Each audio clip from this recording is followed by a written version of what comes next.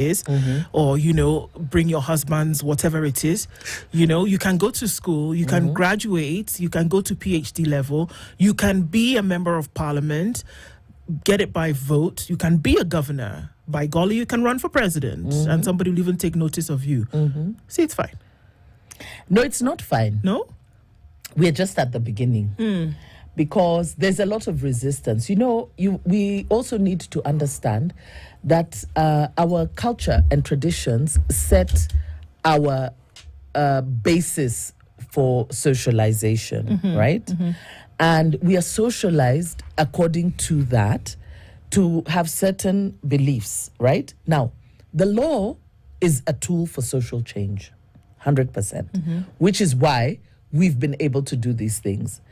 There was a time, indeed, girls were not going to school. And so there was a fight for girls to go to school and affirmative action measures for girls to go to school and higher learning, including, lowering some marks and everything. Yes. Today, we still have equitable measures that are being put in place that are not quite... that are not, we're still seeing hiccups here and there. Yeah. For instance, the provision of sanitary towels for school-going girls, right?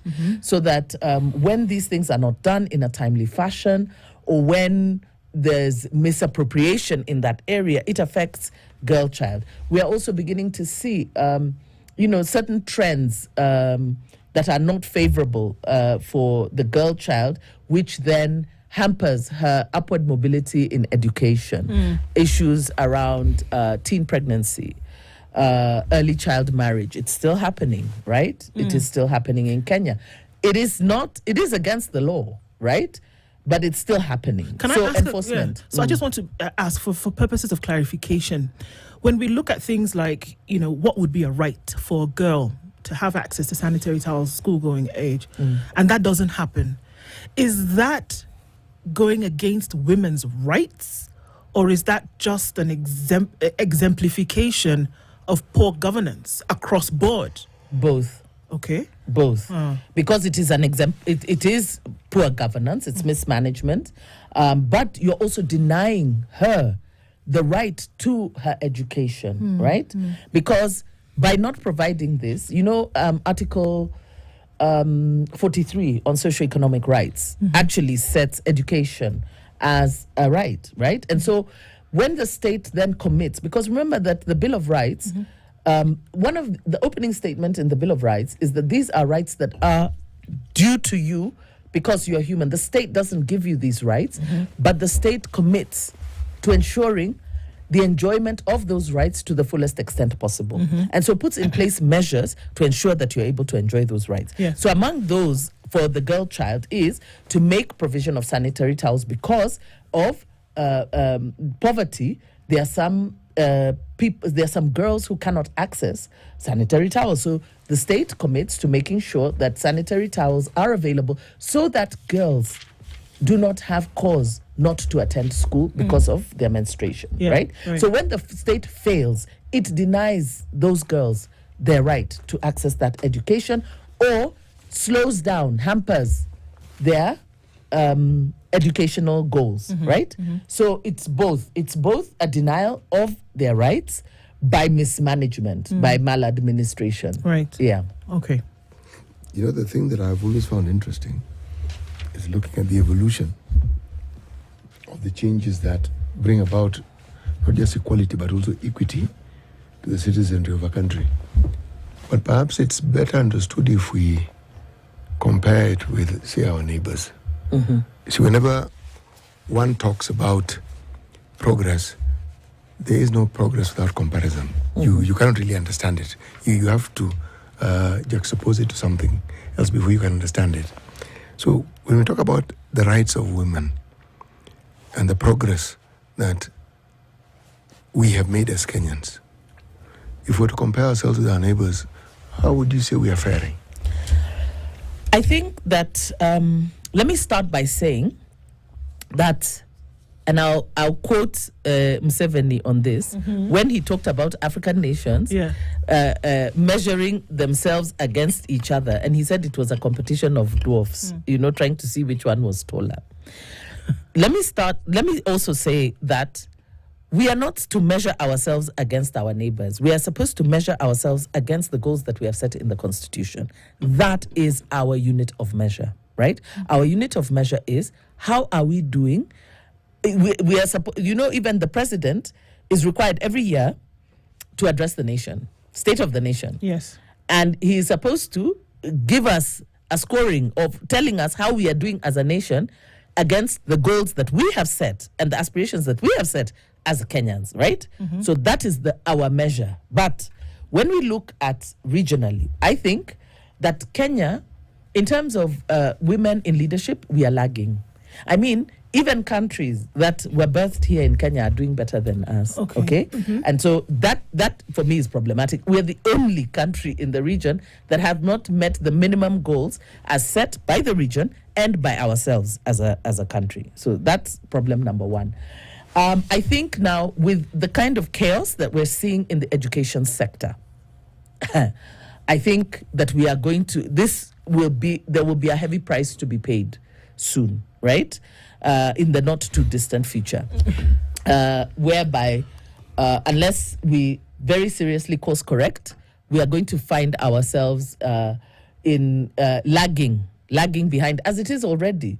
We have Kenyans who are now beginning to send their children to some of our regional schools. They send their children to school in Uganda. They are sending their children to school in, I'm not sure about Rwanda, but I know they are sending children to school in Uganda. The ones who are bringing their children here are bringing them to very high-end private schools, right, that are very well run. And these are those schools that you will do well, group of schools type, you will do well if you come out of that. But our public education system is not doing well at all. I want to ask a question when we talk about leadership, women's leadership, because this has continued to be an issue, Daisy. And it's interesting because it's Diana who's reminded me about that conversation. When we say that, you've just alluded to it now, that we still have a problem when it comes to women representation in leadership, and the need to ask the question, why? When we talk about the 2/3 gender principle, when we talk about making sure that you have more women, and that doesn't happen. We talked the other day about the dissolution of parliament on the basis that the principles have not been met in terms of representation. But isn't it important that we ask the question, why? Why is it that we don't see this representation coming to the fore? Why is it that you still see that there's an abrogation of rights over and over and over again, instead of just saying dissolve the whole thing and toss it out? You will have a repetition of the same behavior if you don't deal with the reason as to why this is happening. You can dissolve parliament as many times as you want. You can, and because it's the law, or you can say one or two, three things, but if you're not looking at the it could be that maybe the patriarchy still stands. It could be that maybe there is an inherent belief that women should not lead. It should be that there is an inherent belief that there is another place where women should be, and that these rights that we speak of maybe should be lived out in another way. It doesn't matter what it is, but there's a reason behind it. Shouldn't that be what we then look at when we talk about constitutionalism and say, how do we go about it if the thought process is still, or the mindset is still in a particular direction? So remember, I've said the law is a tool for social change. So by enforcing the law, you then make people move towards the change that we need to see. Do you? Yes, we do. For instance, look at the 47 seats, right? The 47 seats are enshrined in the Constitution, right? Those 47 women reps, the Constitution is very clear that they must be women, okay? Yeah. And therefore, each county must elect one woman by universal suffrage. Just by their presence alone, they are breaking barriers. Where tradition and culture says women cannot be leaders, women cannot be elected, the law has made provision that by universal suffrage, the entire county will elect at least one woman, right? Yeah. So by just being there, they're telling a different story, right? Presence, perception, right? Now, the dissolution of parliament is not because of the 2/3 gender principle. It is for failure to enact the law.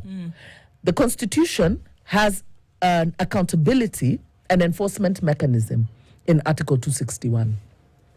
Article 261(7) provides that if Parliament does not enact the legislation within the time frame as set in the 5th schedule, then anyone can petition the courts for the courts to intervene. And so the courts will give Parliament, the legislature, a determined time within which they are to enact that legislation and, of course, report on progress to the CJ. But if Parliament then fails to enact that legislation within the time frame that has been given by the courts under 261, then anyone can petition the CJ for the dissolution of Parliament. It goes on to say that if Parliament is dissolved for failure to enact a particular legislation, the next Parliament that comes in has the time frame within the 5th schedule to enact that law. But if they do not, they too can be dissolved. So it is an accountability and enforcement mechanism. Okay? Now, Parliament have failed. There was an advisory that was given in August of 2012. Yes, okay. That within 5 years of promulgation, that is 2015, August 27th, 2015, the law on representation, as enshrined in Article 100, which requires Parliament to enact legislation to provide for the participation of women, youth, persons with disabilities, ethnic and other minorities, and also Article 81, that's on the electoral system, that it must have a mechanism to ensure that not more than 2/3 of members of elective public bodies are of the same gender. Right. Parliament has not passed to date that law. So Parliament sits with a membership that offends Article 3, which says you cannot form government except as per the laid down principles in the Constitution. It offends Article 27(8), which says in any elective or appointive body, you shall have no more than 2/3 of the same gender.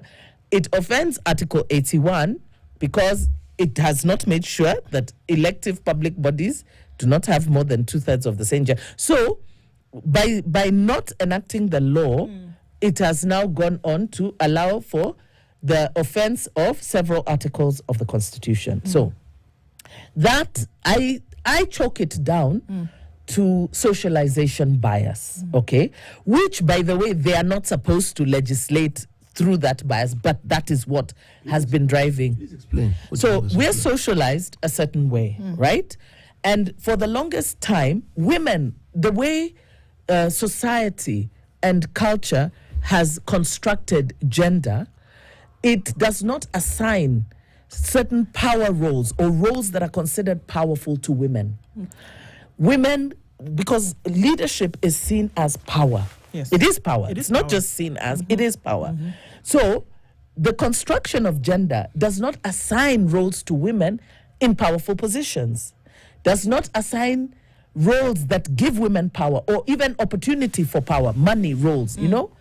So you find that traditionally women were always excluded from those things. And so that idea that a woman cannot be a leader at par with men. So even the perception that we were given, you look from independence, cabinet, parliament, everything is just men.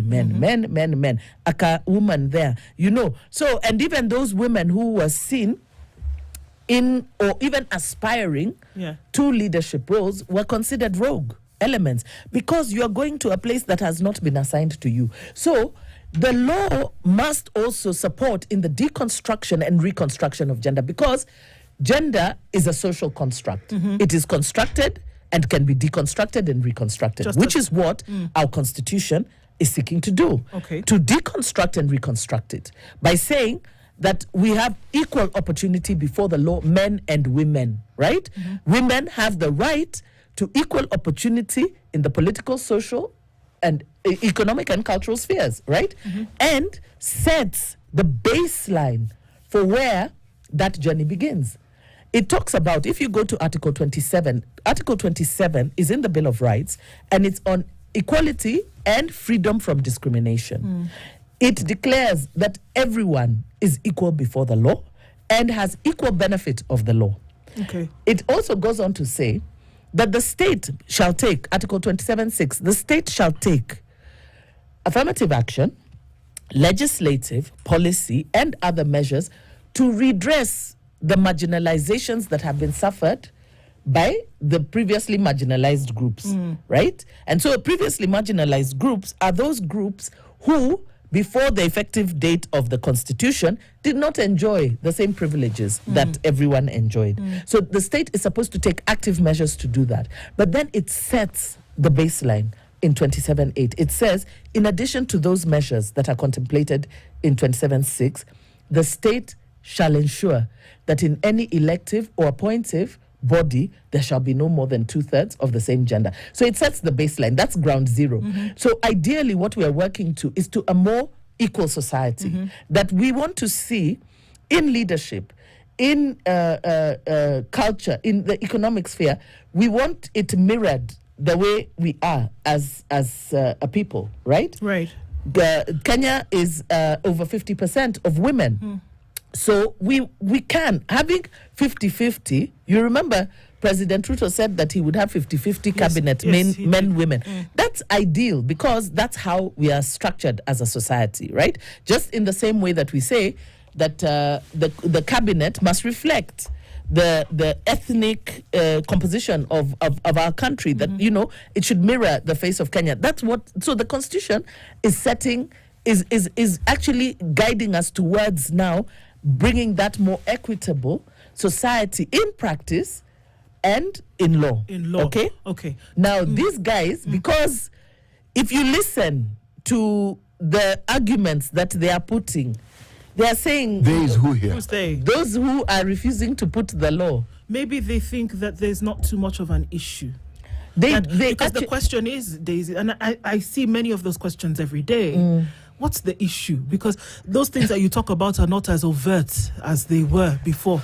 Like I said, you can get along without a problem. I mean, you can be a governor today if you're a woman. Nobody's going to ask you questions. But it's that much harder. Is it as overt as it was? Because that's the question people are asking. Let me speak as a man. What is the problem? Okay, let's hear from the man. Yes. Let me tell you, the mindset of someone who has been socialized with an understanding of privilege expects that privilege to be the status quo for them. And that is what happens with patriarchy. Yeah. And because of the privilege, they do not want to move. It's not that this discussion isn't understood. Okay. The argument that you put across is a valid one in the eyes of those who believe that the little that they have seen is adequate. That's the argument. But Wanataka nini? yeah, it starts with the but. But Shida iko wapi? where is the problem? Yeah. But in that question lies the problem. Absolutely. And let me tell you, people need to see it for the unjust. It is actually unjust because patriarchy confers privilege on the basis of a lottery of birth. Like literally. It does. It does. That's Imagine none of us, nobody signs up to be born male or female.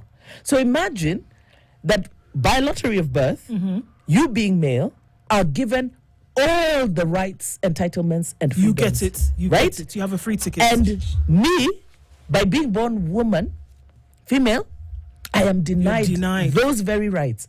And I had no role in being born that way. It's the same thing when we talk about racism. Can we right? go quickly to that point what you were making? Because I mean, this is just, there's so much, Daisy, and you have to come back. But you'd say that those people who are refusing to enact, what is it on the basis of?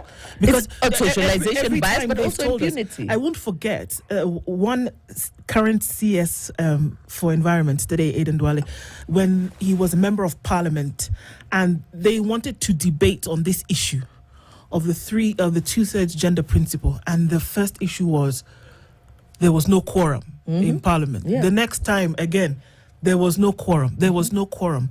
So is it an intentional thing to not have it done? Yes. How do we know It's an that? act of impunity.